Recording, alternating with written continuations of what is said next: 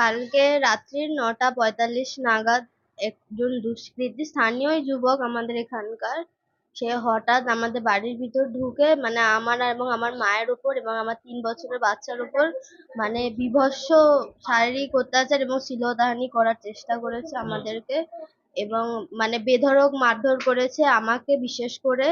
আমার মাকেও খুব মারধর করেছে, কিন্তু মানে মাকে বাঁচাতে গিয়ে আর কি আমি আহত হই বেশি। আমার হাতের অবস্থা, ওর হাতে একটি ধারালো অস্ত্র ছিল, সেটা দিয়ে আমার হাত পুরো এফোড় ওফোড় হয়ে যায় এবং ধারালো অস্ত্র দিয়ে খুব ঘুষি মেরেছে হাতে ধারালো অস্ত্রটা দিয়ে, এবং আমাকে মানে ঘুষি মেরে আমার কানের পাশে গাল টাল সব ফুলিয়ে দেয়, মাথা কপাল এবং আমার চুলের মুঠি ধরে ঘেঁষটাতে বাইরে অব্দি নিয়ে আসে এবং আমার পায়ে কেটে যায়, রক্ত জমাট বেঁধে আসে।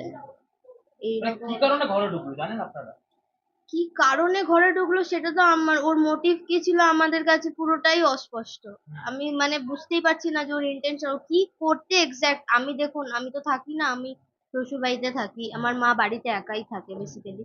এবার সেক্ষেত্রে আমি ছিলাম, এবার ও যে কি কারণে এসছে সেটা মানে আমাদের কাছে পুরোটাই অস্পষ্ট।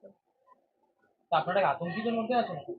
প্রচন্ড প্রচন্ড, ও যে এর পরে এরকম কাজ আর করবে না তার কোনো গ্যারান্টি নেই। এবং শুধু আমি বলে না, আমাদের পাড়ার এরকম অনেক জায়গায় ও এরকম ধরনের কাজ করে বেরিয়েছে। তার জন্য মানে কি প্রশাসন উপযুক্ত স্টেপ নিচ্ছে, পাড়ার ক্লাব কর্তৃপক্ষ কি উপযুক্ত স্টেপ নিচ্ছে, সেগুলো মানে ধোঁয়াশার মধ্যে। এগুলো মানে আপনার তো ঘরে বাচ্চা ছিল, তার উপরে কোনো আক্রমণ করেছে? হ্যাঁ, আমার ঘরে বাচ্চা ছিল, আমার বাচ্চাকেও ঠেলে ফেলে দেয়। ও এইসব যখন হচ্ছে, এইসব সিচুয়েশন যখন হচ্ছে, আমার বাচ্চা তখন আমার উপর ঝাঁপিয়ে আসে মা মা বলে, তখন ও ওকে ঠেলে ফেলে দেয় এবং আমার বাচ্চা পুরো ট্রমাটাইজড হয়ে যায় যে কি কারণে এইসব হচ্ছে। ও কি ঘরের ভেতর আগে থেকে ঢুকেছিল? হ্যাঁ, আমরা ঘরের ভিতরেই ছিলাম এবং আমাদের রান্নাঘরে ও লুকিয়ে অন্ধকারে দাঁড়িয়ে ছিল।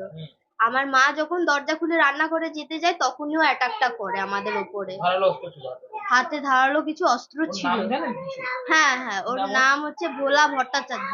ভোলা ভট্টাচার্য। হ্যাঁ পুলিশকে, খড়দা থানার পুলিশকে বলেছে? হ্যাঁ, খড়দা থানার পুলিশ এসেছিলেন, ওরা মানে উপযুক্ত ব্যবস্থা নিয়েছে, ওকে অ্যারেস্ট করা হয়েছে, আমরা জিডি করেছি।